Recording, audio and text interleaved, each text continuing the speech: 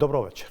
Во 360 степени вечерва за регулацијата на онлайн медиумите или интернет порталите кои веќе од подамна за одредени категории граѓани се прв извор на информирање, иако во нашето законодавство не се препознаени како медиуми. Измените и дополнувањата на Законот за медиуми со кои треба да се направи всушност тоа, веќе се подготвени и влезени во владина процедура. Што предвидуваат тие и може ли уште сега да се препознаат евентуални проблематични точки? Вечера во 360 степени ќе разговараме со Стефан Андоновски, министер за дигитална трансформација, во чија надлежност се законите од медиумската сфера. Добро вечер, благодарам за поканата. Благодарам што сте со нас. Зоран Трајчевски, директор на Агенцијата за аудио и аудиовизуелни медиумски услуги. Добро вечер. Ако се усвојат законските измени, ќе добиете дополнителни ингеренции во овој дел, ќе разговараме за тоа вечерва. И Драган Секуловски, извршен директор на Сдруженијето на новинарите на Македонија како засегната страна. Добро дојдовте. Благодарам, добро вечер. Министре, реков измените и дополнувањата на Законот за медиуми со кои што треба да се регулираат онлайн медиумите или интернет порталите. Тоа е формулацијата што се користи во измените, се влезени во владина процедура. Каков е нивниот моментален статус? Точно каде се во овој момент? Последните информации кои што ги имам за донесувањето на предлог на овој закон е дека тој е во последна фаза на усогласување со Генералниот секретаријат на владата, секретаријатот за законодавство и очекувам дека на некоја од наредните седници, најверојатно на таа за следната недела, не таа потоа, средината на март ќе бидат на владина седница и се надам дека ќе бидат усвоени. Сега, според вас, земени ли се предвид забелешките, коментарите од фазата на консултации кога законот беше објавен на ЕНЕР и кога засегнатите страни и другите заинтересирани имаа можност да ги кажат своите забелешки и коментари? Многу е важно да се каже дека овој закон потекна како идеја и како измени од два аспекти. Едниот аспект е патоказот за владење на право и поглавието 23 кое што утврдува дека мора да имаме поголема јасност, транспарентност во уредувањето на медиумите и препознавање заради гарантирање на конкурентност и гарантирање на квалитетот и професионализмот на медиумите, признавање и препознавање на онлайн медиумите. И вториот аспект дека во разговори со Сдруженијето на онлайн медиуми и останатите онлайн медиуми, тие истакнаа подготвеност да предложат ваков тип, да иницираат да предложат ваков тип на измени, што ќе значат нивно препознавање како медиум, работа која што ја вршат веќе пологи години, но никогаш не беше препознаена нивниот ангажман како медиуми. Така што оттаму тргна постапката, точно е еднаш или два пати беше објавен, еднаш ми се чини беше објавен законот, нацрт текстот на законот на ЕНЕР, имаше определени коментари, се движаа во различни насоки, гледавме да имаме некоја средна вредност и да ја направиме ова препознавање сега и потоа да размислуваме за останатите. Содржински ќе расправаме, се разбира, во оваа емисија. Пред да влеземе во таа дебата, директоре Трајчевски, за вас прашање дали вашите очекувања и укажувања се инкорпорирани во верзијата во која што имавте увид. За јавноста да кажеме, таа се уште не е јавно достапна, но за потребите на оваа дебата еве сите имавме увид во тоа што е влезено во владина процедура. Ние имавме можност два пати да дадеме забелешки и сите наши забелешки се инкорпорирани во работната верзија на законот, која што ќе треба да оди во владина и собраниска процедура, така да во тој дел збориме за суштински забелешки кои што ги дадовме, сите се прифатени и се надеваме. Не се надеваме, претпоставувам дека во таа форма и ќе биде усвоен законот во парламент. Добро. Секуловски, вие за фазата на подготовка до овде на измените и дополнувањата на законот за медиуми? Па добро, прво сакам да кажеме на принципилно како теза да ја истакнам дека совршен закон не постои, закон што ќе не задоволи 100% веројатно нема никогаш да биде направен. Меѓутоа овој предлог закон во голема мера ги исполнува нашите очекувања. Секако дека споделивме одредени забелешки конкретни во самата содржина за да може да биде посеопфатен и да ги опфати сите онлайн медиуми, не само најголемите што кај нас оперираат моментално. И од друга страна, верувам дека со овој закон ќе се пополни еден вакуум или еден простор што остана неискористен во изминатите години. Инаку кога станува збор за онлайн медиумите, тие секако дека се препознаени од страна на државата, од страна на правосудството. Ако не би биле препознаени, немаше да бидат корисници на јавни средства за политичко рекламирање. И исто така судовите не само во Македонија, туку и во Европскиот суд за човекови права има конкретни пресуди во полза на новинари кои што работеле во онлайн медиуми. Да, имаше една контрадикторна ситуација да ги препознаме изборниот законник, а не основниот закон, законот за медиуми. Изборниот законник, законот за јавни набавки ги препознава онлайн медиумите, но кога на некој да речеме не му одговара да ги препознае, тоа се повикува на фактот дека во законот за медиуми не се нели предвидени, но како и да е тоа, да речеме, беа некои тези што во минатото беа карактеристични, а секако со овие амандмани би рекол дека духот на законот што сега се е во финална фаза е добар, а секако дека има одредени работи кои што ние како здружение сме насочени кон тоа да кажеме како бе уште подобро. Ајде сега по обратниот редослед тебе со вас. Кои се вашите главни забелешки? Јас да кажам дека услов да се влезе во регистарот, кој што ќе го води Агенцијата за аудио и аудиовизуелни медиумски услуги, ќе биде да се има впишана дејност во централниот регистар, да се има седиште уредништво во Република Северна Македонија и на свое име да се има регистрирано македонски МК или МКД интернет домен. И еве се разбира, најделикатниот услов е да се има најмалку 3 лица во редовен работен однос. Да, ќе почнам со вашето последно. Јас имам две забелешки. Едната забелешка е конкретна што се однесува на самата содржина на предлогот, а другата забелешка е малку принципиелна околу самиот процес и околу самиот закон за медиуми сега. Првата забелешка што се однесува на предлог текстот е тоа дека ќе ги ограничи и нема да им даде можност на помалите онлайн медиуми, посебно оние што работат надвор од градот Скопје, каде што едва успеваат да имаат, да речеме, скромни примања за еден или двајца луѓе, ако се бара да имаат минимум услов тројца вработени, тогаш ќе се направи една неправда кон нив и тие нема да имаат право да се регистрираат во овој така наречен волонтерски регистар на онлайн медиуми во рамки на медиумскиот регулатор.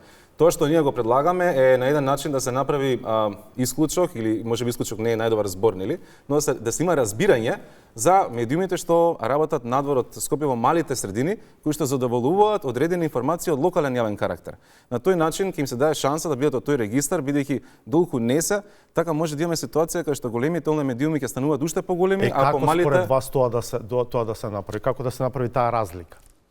Па видете, ќе се повикам на правилниците што ги има регулаторот конкретно за традиционалните медиуми. Добро. Значи, ние имаме правилник за минимум технички стандарди и кадровски, одредени правила важат за национални телевизии, одредени правила важат за регионални и локални, тие не се исти.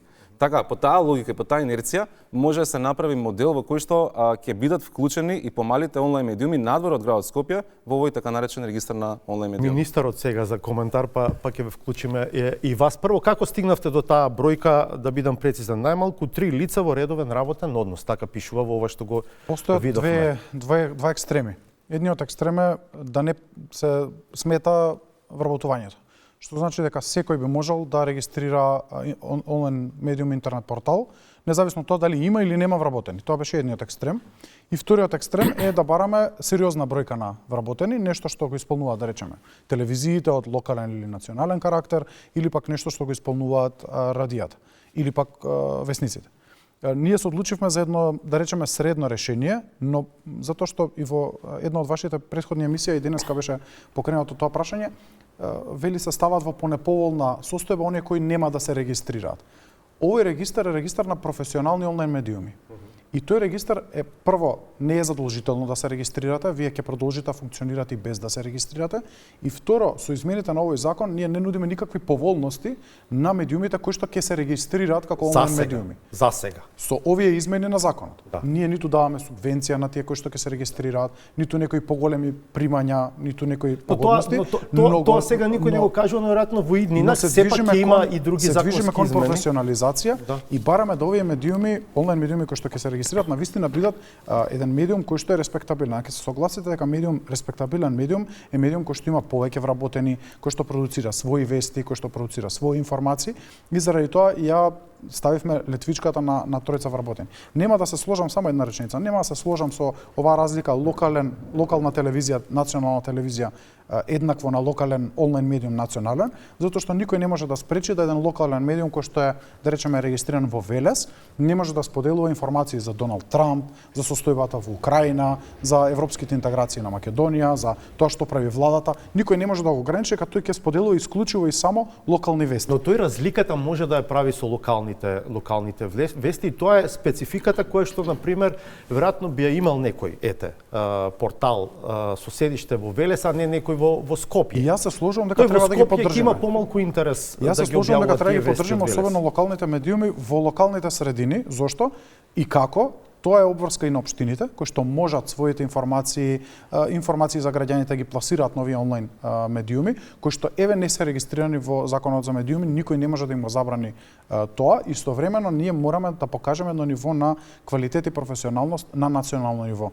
А не можеме, барем јас не недов дефиниција, но еве отворен сум за дискусија, можеби понатаму во годината кога ќе работиме на поголеми измени на законот или нов закон за медиуми, да видиме која е таа диференција специфика во која што ќе кажеме да ово е локален медиум, онлайн медиум, ово е национален онлайн медиум и да видиме како може да се направи една разлика меѓу нив квалитативно. Директоре, јас до сега не гледам начин. Вие ќе го водите регистарот на онлайн медиум, интернет портали, во законот таксативно се наброени условите кои што треба да ги исполни одреден ентитет за да биде впишан во тој регистар. Препознавате ли некакви предизвици за вас на тој план? Ние водиме веќе регистар на печатените медиуми, че имаме искуство, тоа функционира од 2014 година, значи повеќе од 11 години. Ние веќе правевме анализи со случаен избор на одредени интернет портали да видиме дали ги исполнуваат условите, без оглед дали станува збор за сериозни, големи или локални портали. Има дел од порталите кои што се многу познати во државата, но не се регистрирани со дејност медиуми. Ќе треба да се извршат регистрација во Централниот регистар за таа дејност за која што се наменети и се да може да бидат регистрирани во регистарот. И во делот на вработените, искуството покажува кај традиционалните медиуми не само да има број на вработени, овде кај што е дефиниран 3, туку мора главниот и одговорен уредник да биде во редовен работен однос, бидејќи тој е креаторот на уредовачката политика и тој е најодговорното лице, за да не дојдеме во ситуација во иднина да се заобиколува законот, да одговараат одредени новинари за одредени содржини кои што се објавени, а главниот и одговорен уредник да не е во редовен работен однос кај медиумот. Тој да биде меѓу тројцата, меѓу минимум тројцата. Кај националните, кај телевизиите и радијата, главниот и одговорен уредник мора да биде во редовен работен однос, бидејќи и според други закони, кога се преземаат прекршочни постапки, се води постапка или против уредникот или против директорот, зависи са каква е организацијата на, зборам за традиционалните медиуми.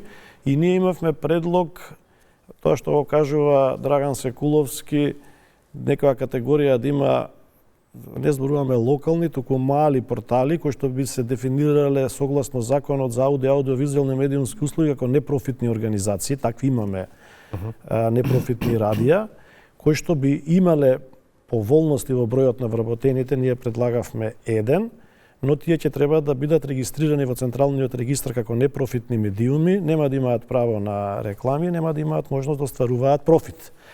И тогаш можеби би се пронашли овие што ги зборуваме мали локални медиуми кои што би известувале за теми од интерес на локалните средини. Меѓутоа тоа се само теми на размислување. Да не остваруваат профит веројатно би прифатиле, но да немаат право на државно рекламирање веројатно тоа е. Па добро, сега не може да имаме, тогаш правилата ќе важат како за оние другите кои што ќе имаат 3 вработени. Сега кажувам кои се опциите, че кај традиционалните медиуми е така, имаме неколку локални радија кои што се непрофитни и кои што функционираат на таков начин. Од и сега тоа никој не го кажува, но веројатно овој регистар утре треба да биде основа за потенцијални измени во изборниот законник и само медиумите регистрирани во овој регистар, да речеме, да имаат право кај нив да се објавуваат реклами во предизборниот период. Велам тоа сега никој не го кажува, но веројатно интенцијата е таа. И сега вие велите овие малите да немаат право на тие реклами.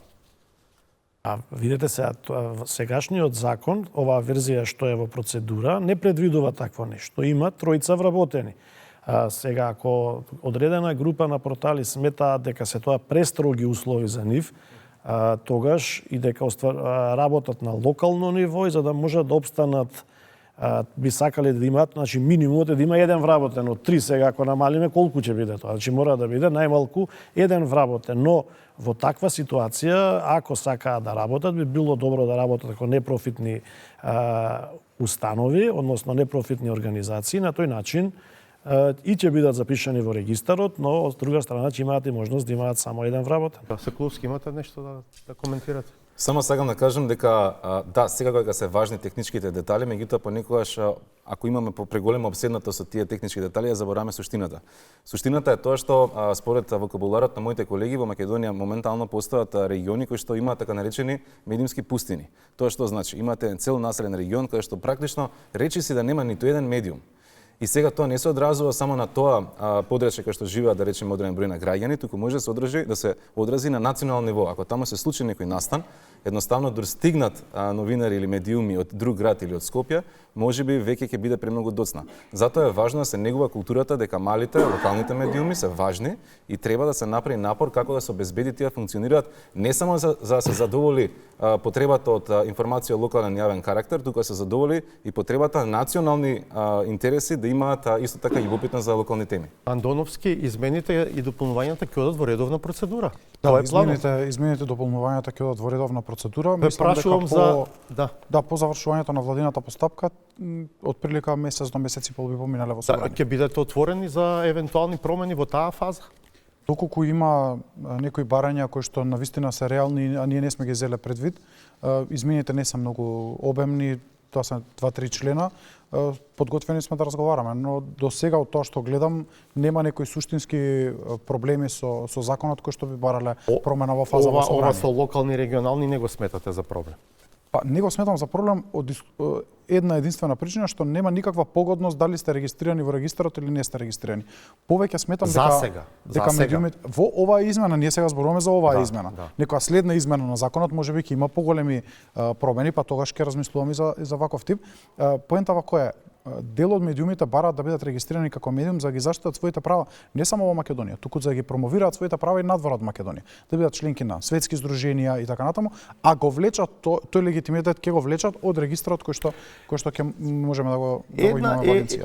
Еден можен проблем, еве директоре, и за вас веројатно правниците кај вас може да се соочат со тоа или можеби јас погрешно читам.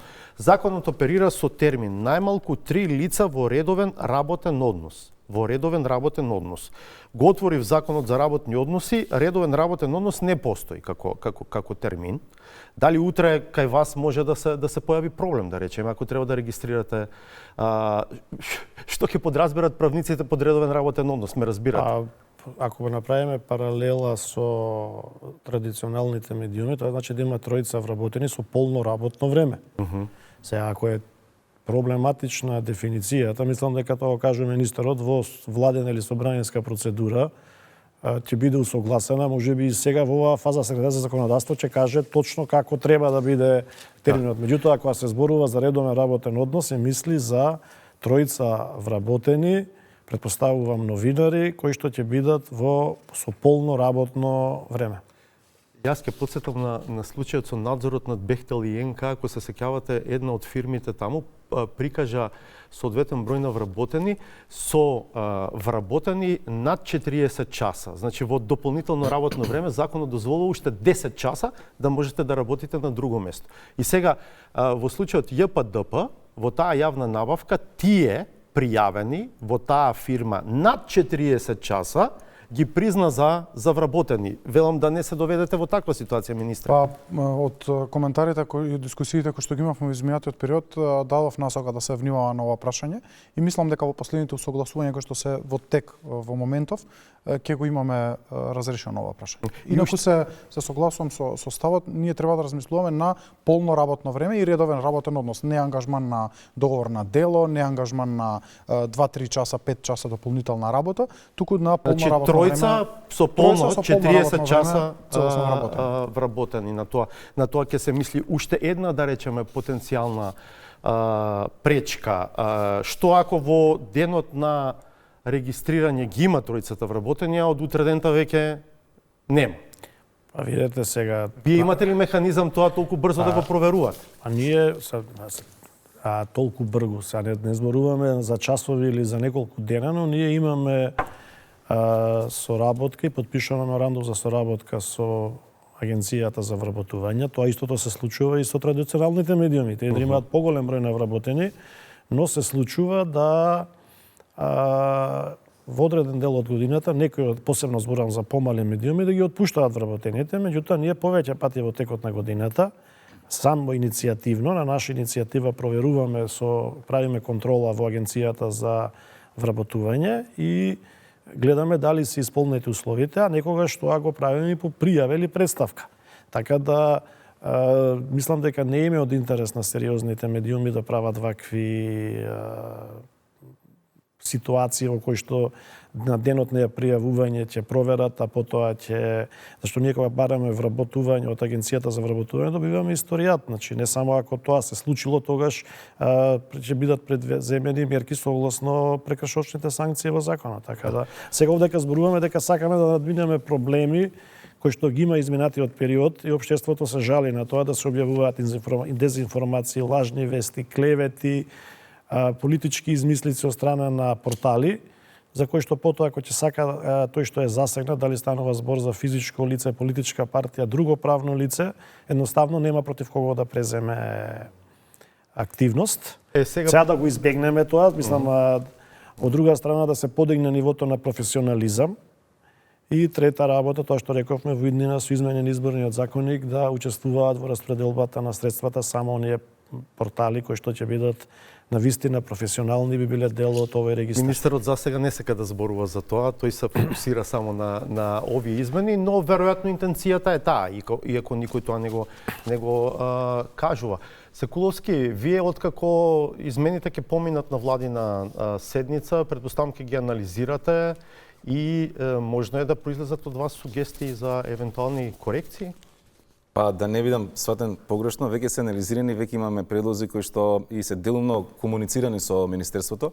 Добро е што има слух и интерес за нашите предлози, бидејќи тие наши предлози не се исклузивно на Сдруженијето на новинари како најстара организација во држава која што постои 80 години, туку се поврзани со стандардите на Советот на Европа и на Европскиот парламент, и нашата држава како Македонија има практично обврска да ги исполни во делот на медиумската регулатива со цел, како што каже и министерот, во така наречениот кластер 1 претходно поглавје 23 од извештаите годишни на Европската комисија, да бидеме оценети позитивно дека сме направиле добра медиумска регулатива која што не само што овозможува амбиент за медиумите да работат квалитетно, туку и самите новинари имаат можност да го исполнат својот момент да бидат во служба на јавноста. Сега, во конкретниот случај, тоа што сега да го кажам и претходно, ако го тргнеме овој предлог на страна, нашата намера или нашата, да речеме, идеја е дека треба нов закон за медиуми. Зошто? Бидејќи неколку работи остануваат непокриени и ако тоа не го коригираме во доследно време, може Македонија да биде предмет на критика од страна на граѓанските организации глобални, типот на Репортери без граници и Freedom House, меѓутоа и сигурно ќе бидат нотирани одредени недоследности во извештаите на политичките организации. На што мислите конкретно? Конкретно мислам на тоа дека на ниво на парламент имаме нов закон, се вели ЕНФА или Европски акт на медиумски слободи. Има многу простор да се коригира конкретниот закон за медиуми, како и законот за аудио и аудиовизуелни медиумски политики, односно медиуми. Само да не бидам премногу долг, две-три работи само ќе издвојам. Си да разговараат за категоризација на медиумите, нели, телевизии, радија, вестници и онлайн. Овој закон има само една дефиниција за сите платформи, тоа е медиумски сервиси. Од друга страна, зошто тоа е важно, бидејќи во Германија конкретно минатата година повеќе од половина од новинарите беа фриленс или слободни новинари. Тие не работеа во конкретни правни лица од типот на телевизии или онлайн медиуми. Законот конкретно моментално ги предвидува слободните фриленс новинари, меѓутоа не нуди некој мотивација или заштита да се бават со таа, да речеме, професија надвор од медиум како правно лице. И исто сакам да кажам дека да, очигледно е дека ќе се коригира една неправда што постоеше во изборниот закон, каде што фантомски онлайн медиуми многу циклуси наназад во последните години злоупотребуваа јавни пари на граѓаните за така наречените политички кампањи пред изборите, и јас се надам дека овој регистар ќе послужи практично да ги ограничи тие што го злоупотребува процесот, но од друга страна мораме да бидеме предпазливи дека овој регистар не сме да се злоупотреби во иднина, пример да се бараат акредитации на новинари за посета на јавни настани во влада, во собрание, и тие ако не се во регистарот не смеат да влезат, тоа ќе биде голем проблем. Значи сите новинари без разлика дали се во регистарот или не, имаат право да бидат гласот на граѓаните и да имаат пристап на кој што нема да им биде попречуван на јавни настани. Министре, коментар на ова околу последново, да речеме, чувствителна тема. Не мислам дека е интенцијата на ниту на нас како подносител и предлагач на законот даускратиме некои права, особено не на новинарите. Мислам дека како влада сме покажали исклучителна транспарентност, дури на моменти кога нема детално што да се каже на определена тема, се излегува и се кажува луѓе не сме стасале до одговор на ова прашање, но ќе го земеме предвид и од страна на премиерот, но и од членовите на владата, така што не е таква намерата на законот. Една забелешка околу European Media Freedom Act, идејата наша никогаш нема да биде да влошиме состојбата во медиумскиот сектор. Сме стасале до определено ниво. Не велам дека некој е задоволен или незадоволен од тоа, но сме на определено ниво. Не е најдоброто, не е најлошото. Ниту еден чекор на оваа влада нема да биде во насока да се влошат состојбите. Ако можеме да помогнеме со нов закон за медиуми, со измени на законот за аудиовизуелни медиумски услуги, да помогнеме состојбата да биде подобра, тогаш ќе се впуштиме во таа трка. Но никако нема да влеземе во ситуација да по секоја цена го менуваме законот или по секоја цена носиме нов закон за медиуми со кој што ќе влошиме состојбата. Вие до сега не сте препознали потреба од нов закон за медиуми. Има аспекти кои што се, да речеме, дилема и кај нас, но отварањето на тоа прашање ќе треба да биде една инклузивна дебата во која што ќе слушаме гласовите и на националните телевизии, и на здруженијата на новинари, и на онлайн медиумите сега со ова препознавање, и на печатените медиуми, и на аудиовизуелни медиумски услуги агенцијата, за да видиме кој е и на националниот сервис, за да видиме кој е ставот на сите и дали можеме со ставот на сите, ако најдеме една заедничка вредност, да ја подкренеме состојбата на подобро. Но ако ставовите се толку се судруваат помеѓу себе да ние не можеме подобро да извлечеме од законот, тогаш нема да влеземе во таква. Само сакам да дополнам во однос на фрилансерите. Бројот 3 на вработени е минималниот кадровски услов. Тоа не значи дека некој сериозен портал не може да има уште 5 фриленсери кои што ќе работат на одредени теми. Така да воопшто не е, ова е само бројот кој што е минимален услов за да бидат запишани во регистарот. А дали ќе имаат уште друг број на вработени новинари во различни форми, преку договорна дела, авторски договори или така натаму, тоа не е никакво ограничување со законот. И пред да поминеме на следниот сегмент од ова дебата, само уште две работи. Прво, медиумите кои што работат под капата на невладени организации, дали на доволен начин ги препознава овој закон Секуловски според вас? Јас мислам дека треба биде нацртано за да нема дилеми од страна на други организации, без разлика од која инстанца, дали се судски или од извршна власт.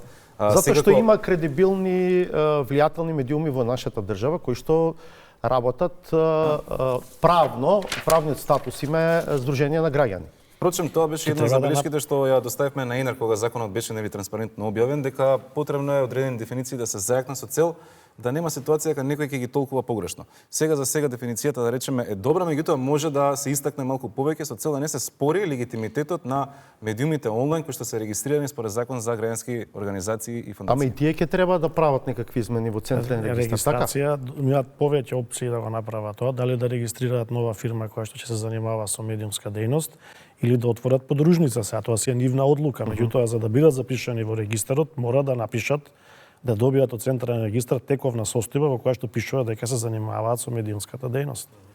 Министра, бидејќи се медиуми кои што се занимаваат со истражувачко новинарство, интенцијата не ви е да не влезат во тој регистар, така? Напротив, интенцијата е да влезат во регистарот доколку ја запишат својата дејност во централниот регистар. Според моето искуство не е никаков проблем да се запише дејност ќе биде издавач на онлайн медиумски онлайн портал, која што ќе се ја запишат во централниот регистар и ќе може да продолжат да функционираат без никаков проблем. Не е замислата да се скрати. Ние ваква иста ситуација, слична, имавме кога се врши, кога се создаваше регистарот на печатени медиуми.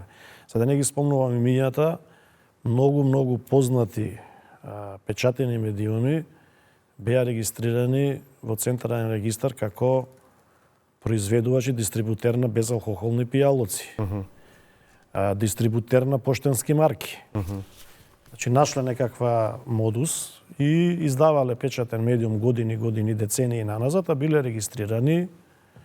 Меѓутоа, потоа, кога дојде моментот да се формира регистарот, сите тие одлучија да се извршат регистрацијата во Централен регистар како печатени, дневни, неделни, зависи каква им беше, дали издаваа весници на дневно ниво, на неделно, на месечно, и сите тие се регистрираа потоа во регистарот. Гледате ли проблем во тоа што, ако добро го видов законот, исклучок се прави само за телевизиите? Тие нема да мора да регистрираат дополнителна дејност во Централниот регистар. Зошто, да речеме, за печатените медиуми тоа не важи?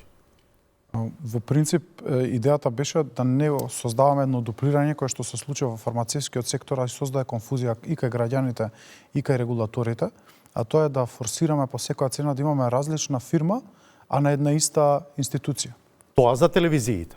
Тоа е поентата на кај телевизиите, затоа што имате новинар вработен во телевизија, кој што работи на прилог, кој што оди во централните вести и секако сака истиот да го објави на веб порталот на истата таа телевизија. Сега за печатените ве прашувам, тие не се вметнати во исклучокот. Во исклучокот не се вметнати, но може да се разговара и во таа насока. До сега не потекна идеја во тој дел, но може да се разговара на тоа прашање. Ние повеќе години наназад разговараме, сега разговаравме со министерот. Кај нас има еден концепт, една фирма, една телевизија или една фирма, едно радио. Во светски рамки тој модел е напуштен. И еве да речеме, ако го земеме примерот со јавниот сервис. Новинар што работи во 4-тиот програмски сервис, ако има потреба ќе работи во првиот програмски сервис. Нема македонската радиотелевизија, ако има 6 програмски сервиси, да има 6 различни правни лица, едно правно лице. Така да и во иднина ќе треба да следат измени на Законот за аудиовизуелни медиумски услуги, кој ќе ги опфати се сите медиуми што се фатени во Законот за медиуми, да има возможи на телевизиите, радијата или на сега на порталите да може да имаат повеќе програмски сервиси со една фирма, а тоа ќе им се овозможи многу полесно работење во овие тешки економски услови. Сакате нешто да коментирате во овој дел? Не, во овој дел мислам дека легитимно е, нели, да се олесни административниот дел на самите медиуми на прилагодување на новите измени и прашањата практично стигна и до нашата адреса како здружение. И затоа и сме во контакти со Централниот регистар да ги појасниме одредени аспекти дека станува збрзан нов концепт. Добро. Пред да поминеме на следната тема за која што зборувам, тоа е евентуално унапредување на мониторингот на контролата на онлайн рекламирањето во предизборниот период. Ќе видиме еден разговор со представникот Државниот завод за ревизија за нивните наоди за начинот на кој што се трошат државните пари за време на избори, па ќе се вратиме со дебатата. Генерално, низ годините наназад, што секоја година, освен во 2023 имаме некаков вид на избори, без разлика дали се председателски, парламентарни или локални, Државниот завод за ревизија ги ревидира учесниците во изборната кампања. И ги објавува за секој учесник, изготвуваме посебен ревизорски извештај кој го објавуваме на нашата веб страна. Генерално можам да кажам дека во основа учесниците во изборните кампањи обезбедуваат почитување на законската регулатива. Секако, како и секаде, имаме исклучоци. Моделот на усогласеноста со законите, најчести недостатоци се, значи, подоцнање со затварање на трансакцијската сметка за изборна кампања, постојќи неодредени учесници да изостават дел од извештаите за примените донации, меѓутоа сепак вкупниот финансиски извештај кој е сублиматум на сите тие претходни извештаи го доставиле. Имаме случаи кога учесникот заборава да ја затвори, како што кажав, на време трансакцијската сметка и при тоа е должен да се избрише од Централниот регистар како правен субјект. Значи имаме заборавање, односно доцнање. Така, овие забелешки, да речам, се повторуваат кај исти политички субјекти во текот на Па не би рекла дека се повторуваат кај сите, значи кај истите, најчесто овие случаи се јавуваат кај оние учесници во изборна кампања кои можеби прв пат учествуваат во изборниот процес. Така, имате ли забелешки за изборниот законник и генерално за регулативата? Ако ги погледнате ревизорските извештаи низ годините, моделот на останати прашања, таму истакнуваме одредени слабости, односно потреба од преиспитување или доуредување на изборниот законник и ги класифицираме, да кажем, во повеќе области, во делот на финансирањето на изборната кампања, во делот на платеното политичко рекламирање, во делот на казнените одредби. Да, еве да речеме меѓу најчестите кои што ако ги навраќаме наназад предходните забелешки во сите речиси изборни циклуси и кај секој политички субјект практично, што рековте во останати прашања, во останати коментари се повторува да речем забелешки за допрецизирање потребата на членот 83 ми се чини од изборниот законник. Зошто токму овој дел да речем што е овде спорно?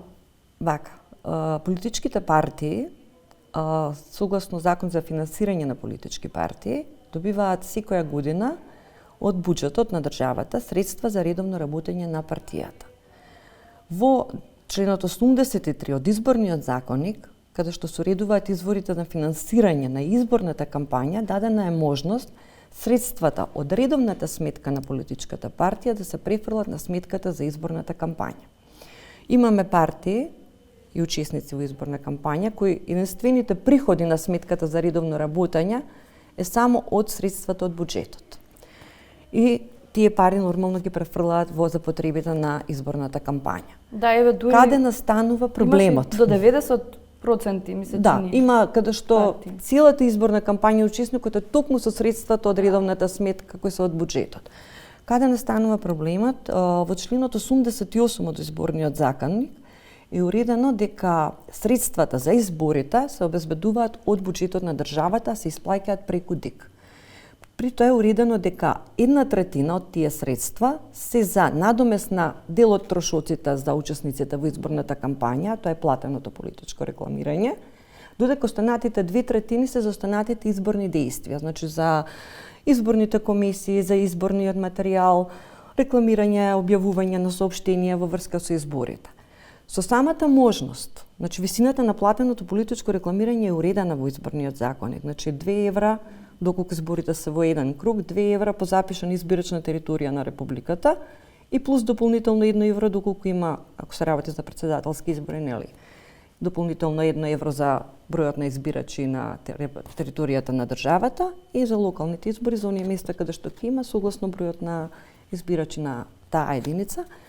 Со самото тоа што се дозволува да средствата од редовната сметка за редовно работење кои се средства од буџетот се префрлаат, постои можност да се надмина тој износ кој е утврден во членот 88. Во делот на финансиските извештаи, кои се најчестите забелешки кои вие ги нотирате кај одредени политички субјекти кои можеби се повторуваат? Во делот на финансиските извештаи на учесниците во изборната кампања, најчести забелешки се однесуваат на делот на платеното политичко рекламирање.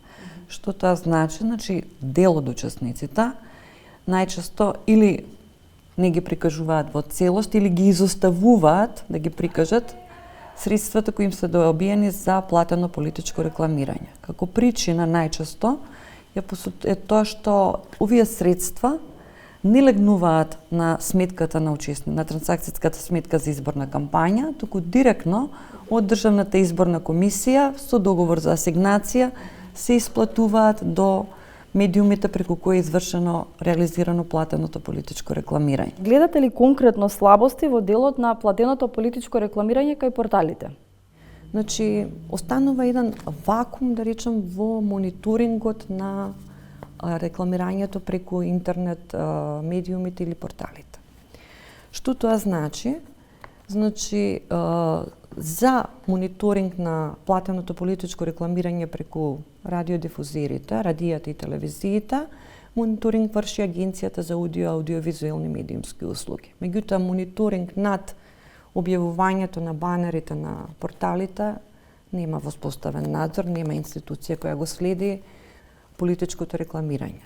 Изборниот законник кажува, значи, дека 25, максимум 25% од средствата за платено политичко рекламирање може да се користат за рекламирање преку интернет порталите и за печатените медиуми. За жал, печатените медиуми, пошто живееме во ера на дигитализација, нели, учествуваат со незначителни, некои се 1%, така да околу 22-24% зависи од изборниот циклус, отпаѓаат на средствата за порталите. Не е регулирано, значи, освен тоа дека треба интернет медиумите да се регистрираат во пријават и да ги достават ценовниците во Државната изборна комисија. Не е регулирано колкав период претходно треба да бидат активни. Дали едно правно лице, доколку има 1, 2, 3 портали, има право да добие 15.000 евра максимум за секој портал посебно, или се мисли само на правното лице. Понатака немаме некој софтверско решение или некој интероперабилен систем, не знам како малце во таа дигитална кој ќе ги систематизира. Да го дефинираме, значи некој софтвер каде што ќе може да се мери дали кој ден дали биле фиксни објавите, банери објавите, кои денови се рекламирани, се вршело објавувањето, дали да ги мери бројот на импресии, значи некој софтвер кој ќе генерира, да речем, статистички метрички податоци, како ние би имале веродостојност во тоа што ни се представува. Она што сега е регулирано е дека оставена обврската на порталите, интернет медиумите, да дадат изјава и принт скрин за секоја објава од ден или каде што се врши фиксна објава на фиксни банери, меѓутоа дали тие датуми можат да се менуваат, може самиот портал да ги прилагоди онака како што треба да биде, останува на самите портали. Така да во тој поглед ние препорачуваме да се воспостави, значи, мониторинг, некој да го следи тоа платено политичко рекламирање и да се генерираат софтверски извештаи како би се потврдила веродостојноста. Понатака, за радиодифузирите и за телевизиите имаме казнени одредби, доколку не достават извештаи за реализирани услуги. Меѓутоа, за интернет порталите нема такви казнени одредби, не се предвидени, така да постои потреба за доуредување на тој дел. Иако Државниот завод за ревизија ги нема објавено последните извештаи за последните претседателски парламентарни избори, од друга страна да речеме, веќе споменам дека антикорупцијската комисија има објавено посебен извештај и за претседателски, за парламентарни избори. Мислам дека е релевантно да се спомене во овој разговор, затоа што ДКСК смета дека треба, да исцитираме, дека финансирањето на изборниот процес со средства од буџетот би требало да се укине. Значи, да скратам, антикорупционерите препознаваат ризик од корупција на некој начин, значи од ризик од купување на уредувачката политика со пари од буџетот. Каква е вашата позиција во однос на плаќањето на партиските реклами од буџетот? Како ќе се спроведува платеното политичко рекламирање, одлучуваат партиите преку своите представници во законодавниот дом. Така, добро. На крај, кои се, да речам, препораките на Државниот завод за ревизија?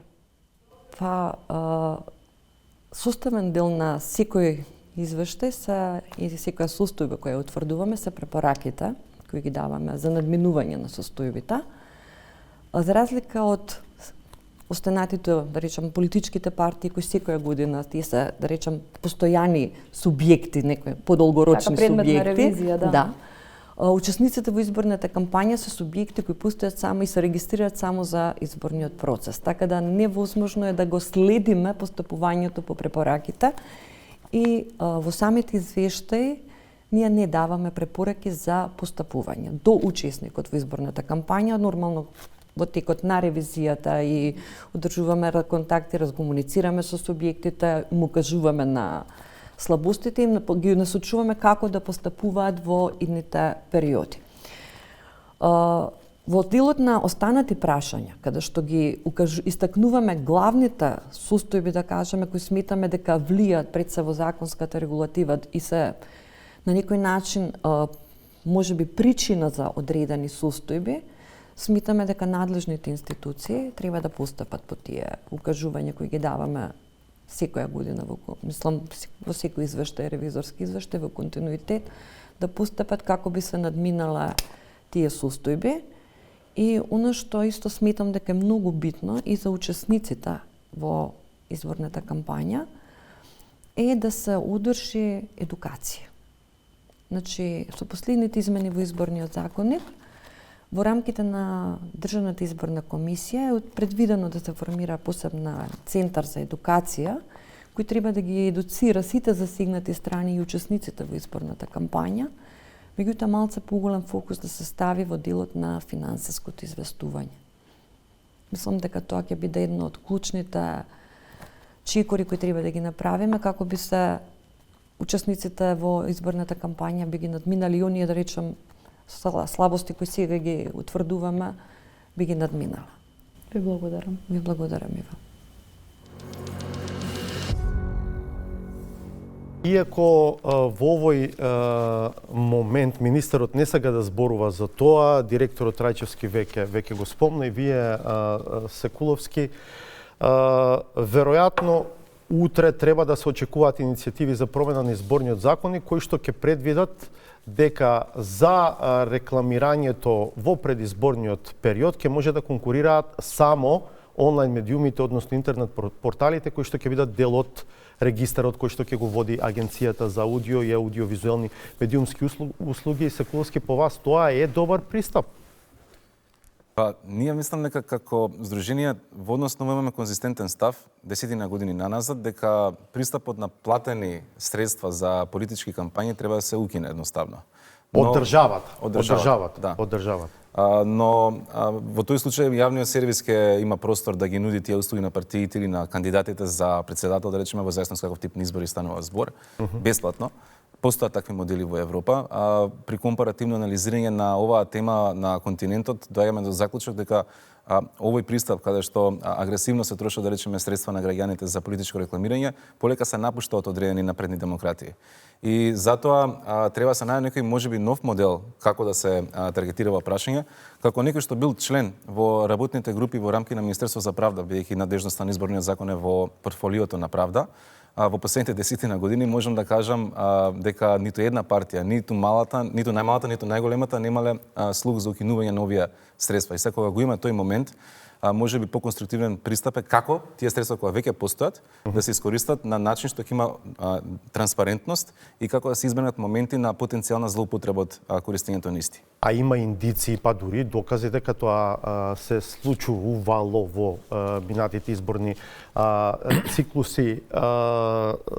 Директоре, вие би биле подготвени, да речам, врз основа на тоа што веќе ќе го имате тој регистар, ако се направат измени во изборниот законот и ако ви се дадат ингеренции да вршите мониторинг на онлайн рекламирањето, како што вршите на рекламирањето на телевизиите и радијата?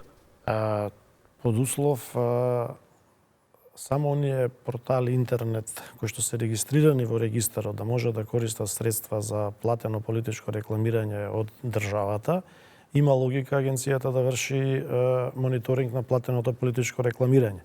Доколку повторно се изврши измена на законот за медиуми, а изборниот законник остане како што е до сега и да му се овозможи на било кој што има регистриран портал во земјава или во странство да учествува во изборниот процес, да добива пари, тогаш губи смисла мониторингот, бидејќи јас ќе ви кажам само за 2024 година за председателските и парламентарните избори во регистарот беа запишани 39 телевизии, 38 радиостаници, 11 печатени медиуми. Наспроти нив имаше 251 онлайн медиум, кој има капацитет да врши мониторинг на 251 онлайн медиум. Значи станува збор, доколку станува збор за професионални онлайн портали кои што ќе бидат дел од регистарот, тогаш има смисла да се врши мониторинг, бидејќи истата ситуација не е само 2024, и 2021 година имало 195, 2020 година на парламентарните избори 235 онлайн медиуми, значи тоа не постои човечки потенцијал кој што може тоа да го покрие, а при тоа јас кажав дека ние правевме мала анализа и многу портали кои што се регистрирани за време на изборите, веднаш по завршувањето на изборите не можеме да, кој ќе отидеме на нивната веб страна, тие се кажуваат дека не постојат, а дел од порталите, се да не им ги читам имињата, се регистрирани во Албанија, во Косово, во Србија, во Данска, и едноставно доаѓаат тука во Македонија, најверојатно одат во централен регистар и регистрираат дејност. Но веќе кажам дека ако некој портал што е од странска држава и добие овде и отиде во централен регистар и за 2 сати регистрира фирма за вршење на медиумска дејност, домејнот или домејнот на кој што се објавуваат информациите, тој не е воопшто од Македонија, не е на таа фирма што е регистрирана во Македонија, туку е на таа фирма што е регистрирана во таа матична држава. И државата тука префрла средства на такви портали и тие учествуваат во изборниот процес, што е абсурдно. Да. Дури може да се смета тоа и за странско влијание во спроведувањето на изборниот процес. Мислам, тоа е, зашто од друга страна на телевизиите ние им бараме да имаат огромен број на вработени, ги контролираме да не надминат, зависи колкави се лимитите, ги мериме до секунда, па ако погрешат, тогаш им изрекуваме сериозни казни кои што ги потврдува судот за прекршоци, а од друга страна имаме портали кои што се наменски формирани, доаѓаат од други држави кои што веднаш по завршување на изборниот процес се исчезнуваат едноставно како да не постојат. И тоа ќе се надмине ако овој регистар стане основа, но дури еве и само регистрираните во регистарот да можат да објавуваат реклами кои што на крај се плаќаат од државата во предизборен период, не значи дека парите ќе се трошат до крај наменски и рационално, затоа што некој треба да води сметка дали тоа што ќе се плати на вистина е испорачено како услуга. Ако се значи прво да повторам дека ставот на агенцијата е да има платено политичко рекламирање, но за тоа си плаќаат политичките партии, а не државата. Но ако веќе тоа нема политички слуг да се смени во парламентот, тогаш да има јасни и строги правила кои што ќе оневозможат да има злоупотреба на платеното политичко рекламирање од било кого. Сега не навлегуваме дали е тоа медиуми, политички партии или некакви економски или други политички центри на моќ. Значи во тој случај да има строги правила, бидејќи ние кога правиме мониторинг на радијата и на телевизиите кои што им ги мериме секундите за платено политичко рекламирање, едноставно нема грешка во ниту една секунда.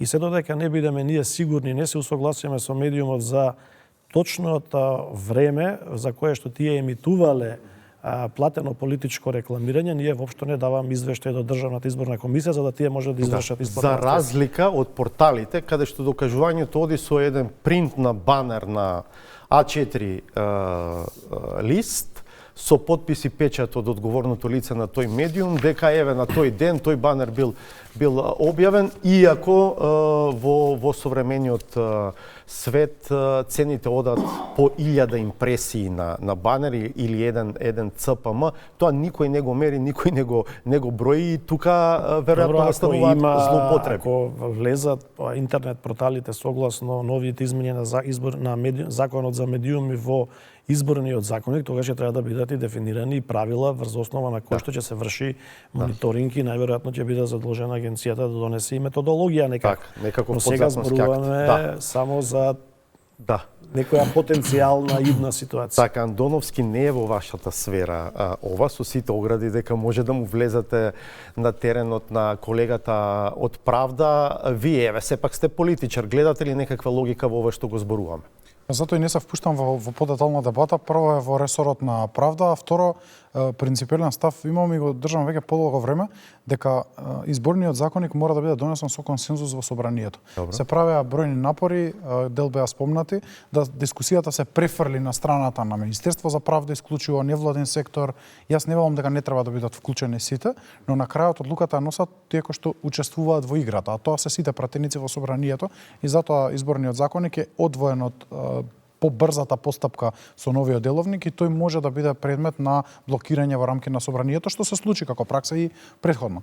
Од тука идејата е дека треба да размислуваме на една регулација кој добива финансиски средства од државата во смисла на финансирање на политичка кампања, но и во смисла на поддршка на проекти на државата, затоа што јас не се согласувам дека државата не треба да ги информира граѓаните преку онлайн медиумите или телевизиите, затоа што има работи кои што се од општествено важно значење. Порталот за услуги е пример од мојот домен кој што е добро секој граѓанин да го има. Ама ако не знае граѓанинот, јас немам како да го информирам, а Државен завод за ревизија вели треба да ангажирате да се активирате во кампања, кој вид на кампања да го организирам за граѓаните, секој граѓанин да биде информиран.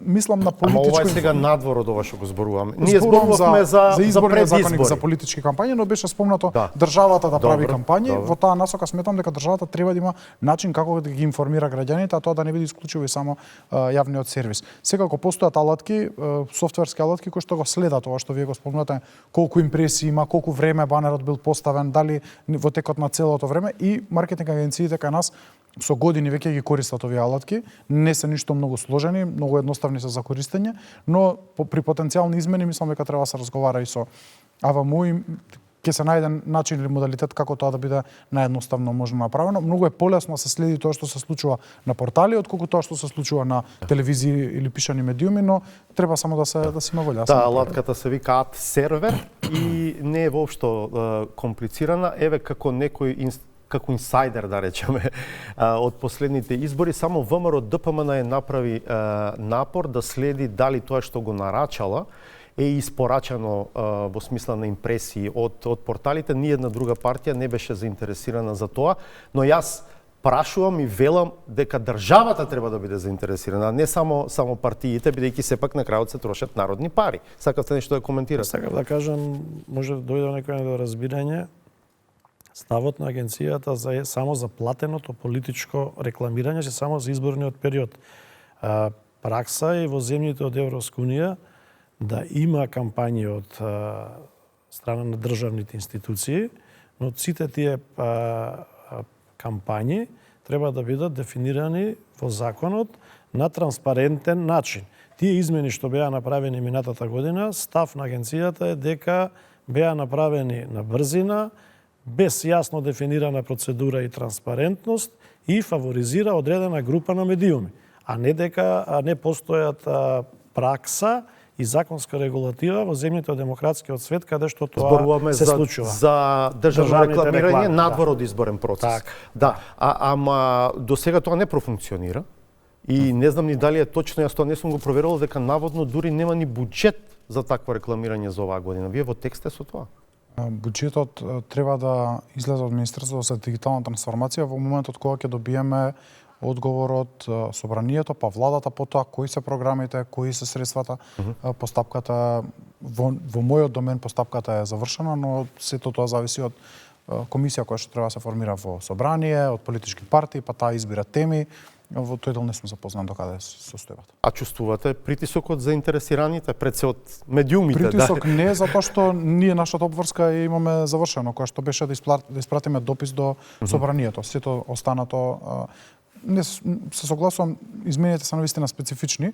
Тоа е една нова тема која што ја отвараме, во која што Министерството за дигитална трансформација порано МИОА треба да исплаќа средства на избрани провајдери и медиуми, но и продукцијски куќи, за врз кои што нема никаква контрола. Сосема спротивно на законот за јавни набавки. Затоа што вие ако вршите набавка треба да исплатите и да ја следите таа јавна набавка. А во случајов друг избира продуцентски куќи, друг избира медиуми, а средствата се исплаќаат од ставката во буџетот на Министерството за дигитална трансформација, што навистина е еден безпреседан услов во закон. За крај, Секуловски. За крај, па, мислам дека уште долго може да дебатираме на овие прашања, но јас ќе се обидам да цитирам еден поранешен премиер со своја изрека, чинам нека беше вака. Македонскиот пред повеќе десетина години, во услови кога не беше задоволен од тоа дека не е прифатен предлог законот за медиуми од страна на граѓанската заедница и Сдруженијето на новинари, тој во една прилика јавно кажа: ако толку не ви се допеја законот кој што го напишавме, тогаш ќе го земеме од Франција, ќе го преведеме, ќе го ставиме на сила во Македонија. Тука имаме два проблема. Прво, ако анализираме реченицата напишавме, значи не треба закон да се напише од страна на министерство, од страна на владата, тој треба да биде заеднички производ или заеднички продукт на, би рекол, на граѓанскиот сектор, на бизнис заедницата, на министерството што е надлежно, на владата и на дебата, кој што ќе ги опфати сите ставови, а пред се да ги земе во однос стандардите што се важни. И втора работа, што сметам дека е многу важна, оние директиви, препораки на Европската комисија, на Советот на Европа, на останатите меѓународни организации, не може Македонија да ги избегне ако сакаме да бидеме високо на глобалните индекси за слобода на изразување. Затоа треба да се почитуваат и тие генерално се многу принципиелни. Принципиелни во насока на тоа дека, пример, регулаторот треба да има независна финансиска состојба, дека треба изборот на членови во управните тела да биде независен со кредибилитет и со интегритет. Тоа се однесува и за МТВ и за регулаторот, а дека самите медиуми треба да имаат средина во која што нема да чувствуваат одреден притисок. Така што ова дебата ќе продолжи. Драго ми е што министерот покажува декларативна, би рекол, заинтересираност да има транспарентен процес на одлучување кога ќе се... Само декларативна? Ја верувам дека тоа е така. Сега јас кажам декларативна, веќе секако дека тоа ние го разговараме на ниво на перспективи. Но верувам дека мојот печаток е дека тоа така ќе следи и се надам дека ќе има квалитетни производи од аспект на закони кои што не само ќе задоволат потребата на медиумите, туку и на граѓаните. Добро, ви благодарам многу што бевте дел од 360 степени. Ќе го чекаме законот да излезе прво од влада, па можеби пак ќе го коментирам. Благодарам уште еднаш. До крај нова саботажа. Пријатно до четврток во 20:15.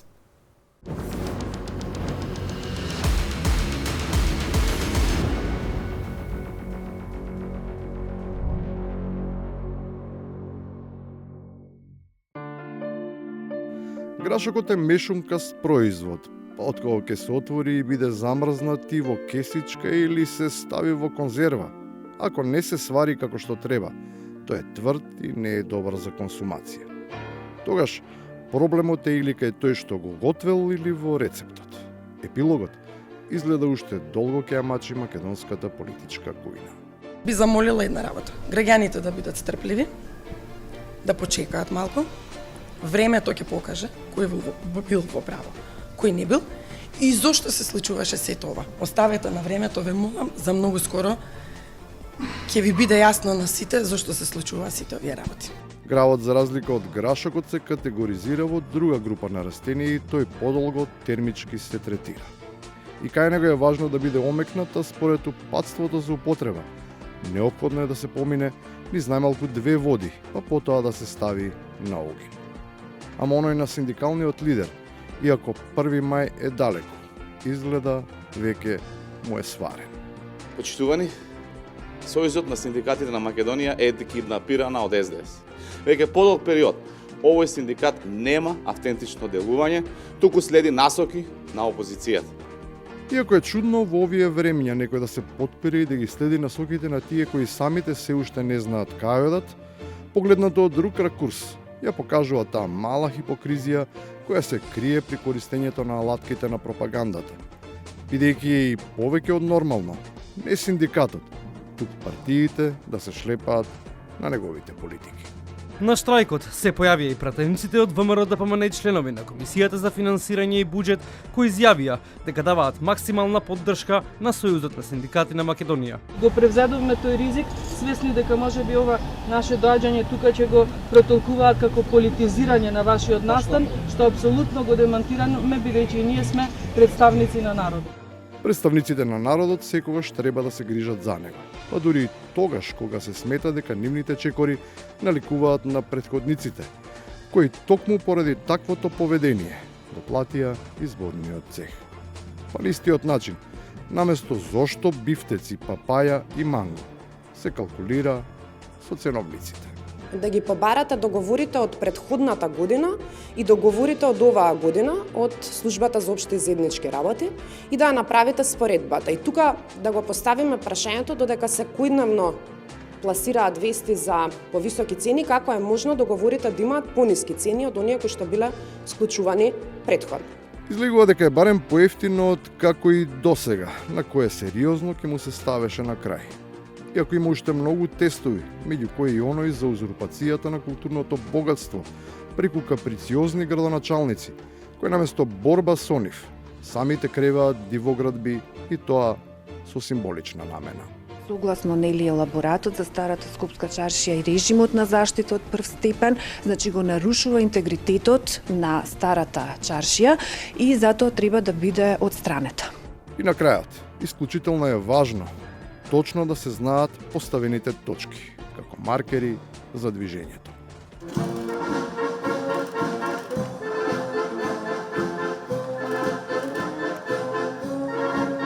Леле не знаат протокол. Страшно.